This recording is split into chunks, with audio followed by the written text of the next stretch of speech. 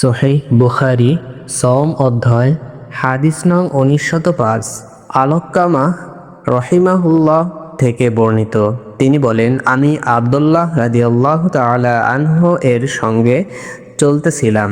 তখন তিনি বললেন, আমরা আল্লাহ রাসূল সাল্লাল্লাহু আলাইহি ওয়াসাল্লাম এর সাথে ছিলাম। তিনি বললেন, যে ব্যক্তি সামর্থ্য আছে সে যেন বিয়ে করে নেয়, কেননা বিয়ে চোখকে অবনত রাখে এবং লজ্জা স্থানকে সংযত করে।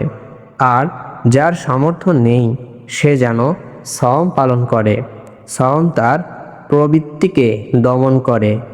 আবু আব্দুল্লাহ রহিমাহুল্লাহ বলেন, শব্দের অর্থ বিবাহ।